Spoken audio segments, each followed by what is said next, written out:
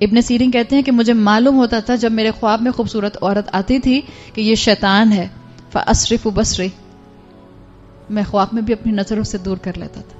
اللہ ہمارے مردوں کو، ہمارے بیٹوں کو اور ہمارے شوہروں کو ایسا تقوی عطا کرے کہ خواب میں بھی خوبصورت عورت نظر آئے تو نظر پھیر لیں. وہ کہیں گے کیوں، خواب ہے بھائی، اس میں کیا اعتراض ہے آپ کو؟ تقوی کی بات ہے نا، خدا خوفی کی بات ہے. عبید ابن عمیر رضی اللہ عنہ صحابی ہیں. عبید ابن عمیر صحابہ کے بھی اسکالر تھے، اور عبید ابن عمیر کے لیے مشہور تھا کہ بڑے ہیوی لیکچرز دیا کرتے تھے.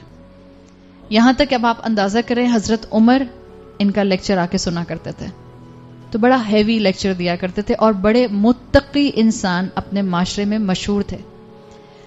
اس دور میں ایک اسی علاقے میں، مکہ کے علاقے میں ایک عورت تھی جو ایکسٹرا آرڈنری خوبصورت تھی. بعض لوگوں کو اللہ تعالیٰ نے ایکسٹرا آرڈنری خوبصورت بنایا ہوتا ہے. بہت خوبصورت تھی، چہرہ چھپاتی تھی، نقاب لگاتی تھی اپنا، اور اس کو اپنے حسن پر ناز بھی بہت تھا.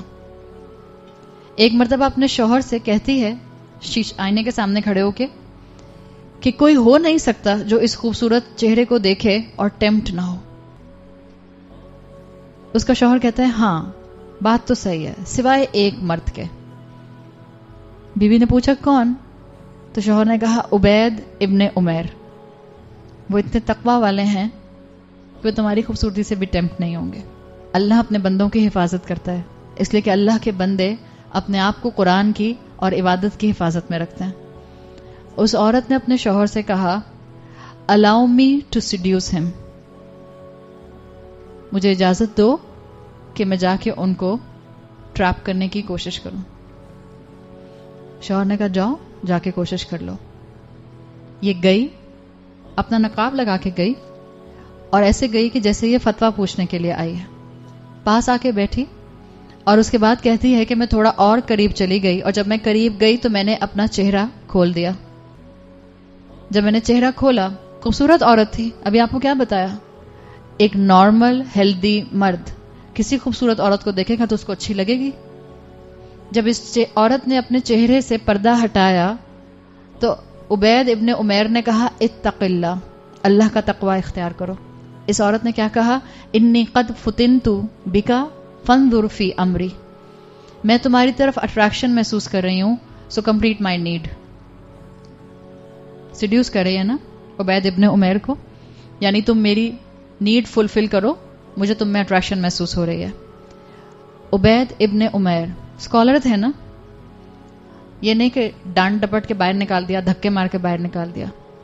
ایک عورت جس کے ذہن میں شیطان نے یہ فطور ڈالا تھا، اس کا دماغ بھی تو سیدھا کرنا تھا. عبید ابن عمیر کہتے ہیں میرے سوالوں کا اگر تم نے صحیح جواب دے دیا تو میں تمہاری نیڈ پوری کر دوں گا. انہوں نے سوال کیا یہ بتاؤ جب موت کا فرشتہ تمہاری روح نکالنے آئے گا کیا تم اس وقت خوش ہوگی اگر تمہاری آج یہ نیڈ میں نے پوری کر دی؟ تو عورت کہتی ہے اللہم لا، نہیں بالکل نہیں، میں خوش نہیں ہوں گی. عبید ابن عمیر کہتے ہیں صدقتی، سچ کہا تم نے. پھر عبید نے پوچھا کیا تم کو جب قبر میں دفنا دیا جائے گا اور فرشتے اٹھا کر تم سے سوال کریں گے اس وقت کیا تم خوش ہوگی اپنی اس نیڈ کی وجہ سے اگر میں نے پوری کر دی؟ کہتی ہے اللہم لا، نہیں بالکل نہیں، میں خوش نہیں ہوں گی. حضرت عبید نے کہا صدقتی، سچ کہا تم نے. پھر عبید بن عمیر نے پوچھا اگر صراط تم کراس کر رہی ہوگی اور تمہیں نہیں معلوم ہوگا کہ تم کامیابی سے صراط کراس کر لو گی کہ نہیں، اس لیے کہ تمہیں نہیں پتا جہنم کا کون سا کانٹا تمہیں نیچے کھینچ لے، کیا اس وقت تمہارا یہ عمل تم کو صراط کراس کرنے میں مدد کرے گا یا نقصان دے گا؟ کیا تم اس وقت شرمندہ نہیں ہوگی؟ اس نے کہا ہاں شرمندہ ہوں گی.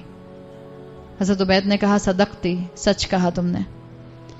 انہوں نے کہا جب میزان لائے جائیں گے اور تم میزان میں اپنے اس ایول سن کو دیکھو گی، اس گناہ کو دیکھو گی، تو کیا تم خوش ہوگی اگر میں تمہاری یہ نیڈ ابھی پوری کر دوں؟ کہتی ہے اللہم لا، اونچی آواز میں بولا اس نے، نہیں کبھی بھی نہیں. حضرت عبید نے کہا صدقتی. حضرت عبید نے کہا یہ بتاؤ جب تم اللہ کے سامنے کھڑی ہوگی اور اللہ تمہارے اس عمل کی، یہ جو تم اسے اپنی نیڈ پوری کرنے کی بات کر رہی ہو، اس کی فلم تم کو دکھا دیں گے، اس کو تمہارے سامنے نشر کر دیا جائے گا, اس کو تمہارے سامنے دکھا دیا جائے گا. آج کی زبان میں اس کی CCTV فوٹیج سب کے سامنے تمہیں دکھائی جائے گی. گمراہیوں کی رات میں نور خدا قرآن ہے. اللہ سامنے موجود ہوگا تو کیا تم اس وقت خوش ہوگی؟ چیخ کر بولی 3 مرتبہ اللہم لا، اللہم لا، اللہم لا. حضرت عبید نے کہا صدقتی فاتق اللہ یا امت اللہ، اے اللہ کی بندی اللہ کا تقوی اختیار کرو. فقد انعم اللہ علیک و احسن الیک، اللہ نے تم کو نعمتیں دی ہیں، اس کو اللہ کے راستے میں استعمال کرو. اس عورت نے ایسی توبہ کی کہ اتنی عبادت گزار ہو گئی کہ اس کا شوہر جو تھا وہ بعد میں حضرت عبید سے شکایت کیا کرتا تھا کہ میری بیوی ہر رات دلہن کی طرح تیار ہوتی تھی. ایسا کیا آپ نے اس پر جادو کر دیا کہ اب یہ ہر رات جو ہے وہ میری ضرورت پوری کر کے پھر نماز پر کھڑی ہو جاتی ہے، ہر وقت زہد اختیار کرتی رہتی ہے. اللہ کا خوف انسان کو اس گناہ سے روک سکتا ہے. کسی انسان کی زبان میں طاقت نہیں ہے کہ وہ اس گناہ سے آپ کو روک سکے. اپنے دل کو مضبوط کیجئے، اپنے اللہ سے مدد مانگیے، اپنے اللہ سے توفیق مانگیے. کوئی گنجائش نہیں ہے کہ ہمارے فرینڈز سرکل کے اندر لڑکیاں ہوتے ہوئے لڑکے ہوں اور لڑکے ہوتے ہوئے لڑکیاں ہوں. آپ کے واٹس ایپ گروپس ہیں، آپ اس میں باتیں کرتے ہیں، کیجئے ود ان لمٹس کیجئے. کوشش کیجئے پرائیویٹ چیٹ مت کریں لڑکوں کے ساتھ. یاد رکھیں دس از کالڈ سائبر خلوہ. آپ صلی اللہ علیہ وسلم نے کہا ہے کہ جب ایک نامحرم مرد اور ایک نامحرم عورت اکٹھے ہوتے ہیں تو تیسرا درمیان میں شیطان ہوتا ہے. آپ کسی کے ساتھ اگر اکیلے نہیں ہیں کسی جگہ پہ کسی کمرے میں، what is this WhatsApp chatting window? This is cyber خلوہ. سائبر خلوہ یہ بھی تنہائی ہے، آپ کی انٹرنیٹ کی تنہائی ہے. اس کی اجازت ہے؟ بالکل اجازت نہیں ہے. پلیز یہ راستہ، میں آپ کی نیت پر شک نہیں کر رہی، نہ کسی بچے کی نیت پر شک نہیں کر رہی. اللہ نے کہا ہے یہ راستہ گناہ کی طرف لے کر جائے گا. بس میرا ایمان ہونا چاہیے میرے رب نے کہا ہے، میں اپنے رب کی نافرمانی نہیں کر سکتی. کسی کو برا ڈکلیئر کرنے کی بات نہیں ہے، اپنے لیے احتیاط اور پریکاشن تھامنے کی بات ہے. اس سے پہلے کہ کوئی ہم سے غلطی ہو، اس سے پہلے کہ ہمارے لائف سٹائل کے اندر گناہ شامل ہو جائیں، اس سے پہلے کہ آپ کی کل کی زندگی میں آج کی زندگی کا امپیکٹ آئے. آج اتنی ان میرڈ بچیاں دوستیاں رکھتی ہیں لڑکوں کے ساتھ. For how long you will continue your friendship with these friends؟ کل کو آپ کا شوہر آئے گا، اس کے سامنے اپنے اس دوست کو کیسے انٹروڈیوس کرائیں گی؟ بیٹیاں کہتی ہیں تو کیا ہو گیا، اس کی بھی دوست ہوں گی. Are we living in such societies؟ تو پھر وہی ہوگا جو آپ کو آج اپنی ناک کے نیچے نظر آ رہا ہے. ذرا ڈائیورس ریٹ تو چیک کیجئے سندھ ہائی کورٹ کا. انٹالرنس لیول تو چیک کیجئے عورتوں میں اور مردوں میں. والخبیثون للخبیثات. جب آپ اور میں ایسی زندگیاں گزاریں گے تو پھر نصیب میں ایسے ہی لوگ آئیں گے، اور جب نصیب میں ایسے لوگ آئیں گے تو پھر صرف اور صرف ڈپریشن، سٹریس اور ڈسپیئر کا شکار ہوں گے. ہم کچھ نہیں ہوگا. اللہ کو ناراض کر کے ہم خوش نہیں ہو سکتے. اللہ کی نافرمانی کر کے ہم پرسکون نہیں رہ سکتے. اللہ کی دی ہوئی شریعت کو توڑ کے ہم زندگی کو ترقی کے ساتھ نہیں گزار سکتے. یہ فیک ماڈیفیکیشن اپنے اوپر سے اتار کر پھینکیے. آپ دین کی علم بردار ہیں، آپ پر ذمہ داری ہے، آپ کے اوپر رسپانسبلٹی ہے. آپ نے اپنی کلاس کی لڑکیوں کو، اپنی یونیورسٹی کی لڑکیوں کو اس راستے پر لے کر آنا ہے. یہ آپ کا کام ہے. اور اگر آپ کے گھروں کے اندر آپ کے بھائی یا آپ کے شوہر ان چیزوں میں انوالو ہیں خدا نہ خواستہ، تو پلیز اپنی دعاؤں کو بڑھا دیجئے. جہاں تک بھائی کا معاملہ ہے اس کو سمجھایا جا سکتا ہے. جہاں تک شوہر کا معاملہ ہے، اگر معاملہ صرف چیٹنگ کی حد تک ہے تو میرا آپ کو مشورہ یہ ہے کہ گڑ گڑا کر تہجد میں اللہ سے دعائیں مانگیے. گڑ گڑائیے اللہ کے سامنے، اور اپنے اخلاق اور اپنے کردار سے اپنے شوہر کا دل جیتنے کی کوشش کریں. اگر کوئی خدا نہ خواستہ بالکل ہی گراس پاگل پنے والا آدمی نہیں ہے، تو نارمل آدمی ہے، شیطان کی باتوں میں آ گیا ہے. یاد رکھیے گا یہ بات، اس معاملے میں آپ شوہر کی تربیت نہیں کر سکتے. اگر آپ اس کو پن پوائنٹ کریں گے، مجھے پتا چل چکا ہے آپ کی دوستی کس سے، میں نے دیکھ لی آپ کی چیٹ، مجھے معلوم ہے آپ کا پاسورڈ، اس کے بعد کیا ہوگا؟ اس کے بعد صرف جھگڑا ہوگا، لڑائی ہوگی اور کچھ بھی نہیں ہوگا. ایک، دعا کیجئے. دوسرا، اپنے کردار اور اپنے اخلاق کو بہتر کرنے کی کوشش کیجئے. اور تیسرا یہ کہ اپنے شوہر کے ساتھ پیار محبت کا معاملہ ایسا رکھیے کہ ان کو کسی دوسری عورت کی طرف دیکھنا نہ پڑے. بعض لوگ ہوتے ہیں پرابلمٹک، کتنا بھی بیوی محبت کر لے پھر بھی ان کو شیطان کی بتائی ہوئی جگہ پر منہ مارنا ہوتا ہے. اللہ تعالیٰ کسی عورت کو کبھی کسی آزمائش میں نہ ڈالے. اللہ تعالیٰ ہر دل کو سکون عطا کرے. اللہ ماؤں کو اولادوں کی طرف سے آنکھوں کی ٹھنڈک عطا کرے. اللہ ہم سب کی اولادوں کی، ہمارے بیٹے ہوں یا ہماری بیٹیاں ہوں، اللہ ان کی حفاظت فرمائے.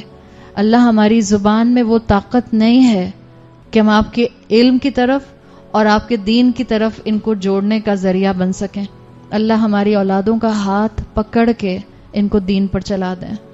اللہ ان کے دلوں کی سختی دور کر دیں. اللہ ان کی عقلوں کو اپنے قرآن اور اپنے کلام کے تابع کر لیں.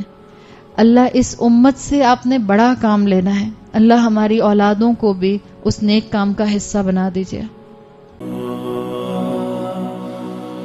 گمراہیوں کی رات میں نور خدا قرآن ہے.